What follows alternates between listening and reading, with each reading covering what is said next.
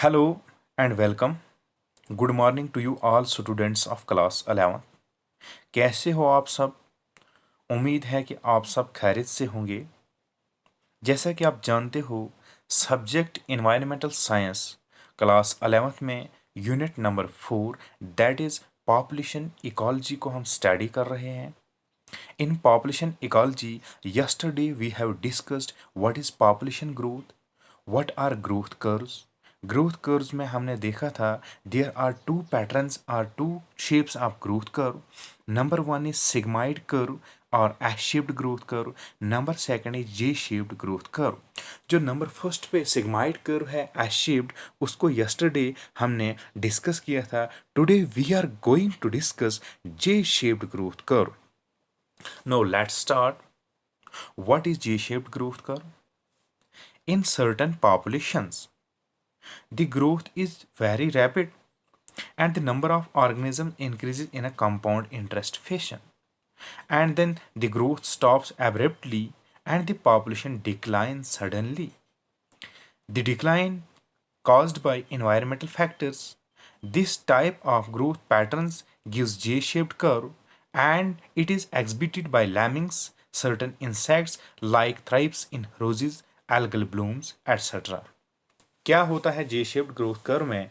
In certain populations the growth is very rapid, बहुत तेजी से ग्रोथ रेट चल रहा होता है और नंबर ऑफ ऑर्गेनिजम्स इंक्रीज हो रहे होते हैं just like as compound interest fashion. उसके बाद क्या होता है? And then the growth stops abruptly, अचानक में ग्रोथ रेट जो है वो स्टॉप हो जाता है और पॉपुलेशन डिक्लाइन हो जाती है। पॉपुलेशन का counting, population decline suddenly, population decline हो जाती है। This decline is caused by environmental factors. इस पैटर्न ऑफ ग्रोथ कर्व को हम जे शेप्ड ग्रोथ कर्व कहते हैं, जिसमें पहले पॉपुलेशन रैपिडली इंक्रीज होगी और सडनली डिक्रीज होगी। This is known as J shaped growth curve. ये कुछ इंसेक्ट्स में होती है, लेमिंग्स में, थ्राइप्स इन रोजेज में, एल्गल ब्लूम्स जो वाटर बॉडीज में बनते हैं उनमें भी ये shape J shaped growth curve होता है। जे शेप्ड ग्रोथ कर्व आपको स्लाइड्स में दिखाया गया है। First slide is this exponential unrestricted growth and second is logistic restricted growth। इसको आप अच्छे से नोट डाउन करेंगे जो ये स्लाइड दी गई है और ये ग्रोथ कर्व आप अपनी नोटबुक पे बनाएंगे। तो ये भी ग्रोथ कर्व है, इसमें एक्सपोनेंशियल ग्रोथ को भी दिखाया गया है और लॉजिस्टिक ग्रोथ को भी दिखाया गया है।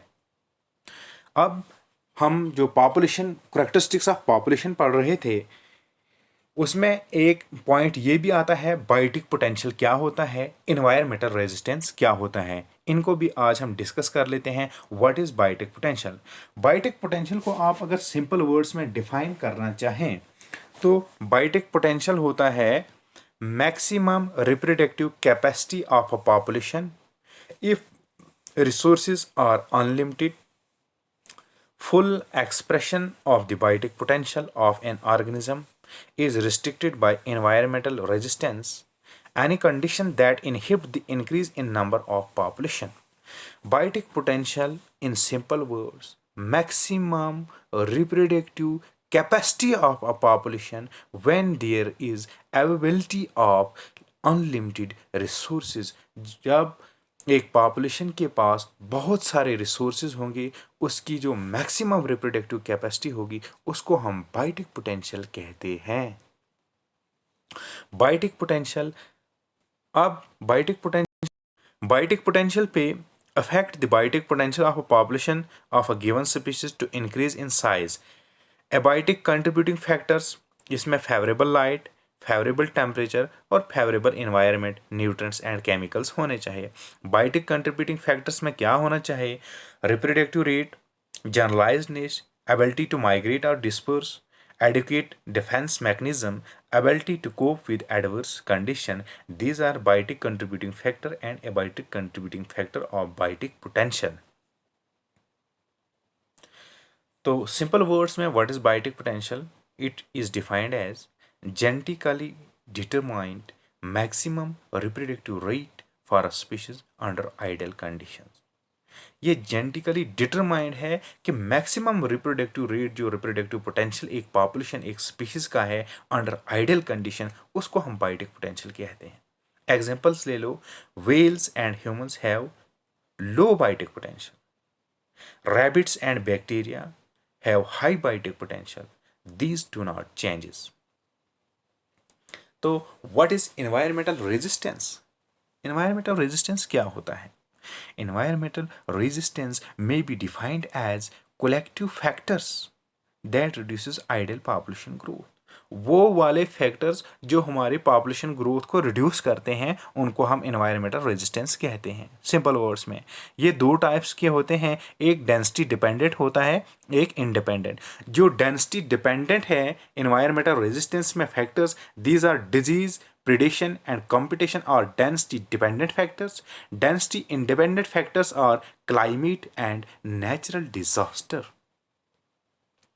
So in simple word, conclusive way, we can say that biotic potential, this is the maximum rate at which the population of a given species can increase when there are no limits on its rate of growth. This is known as biotic potential.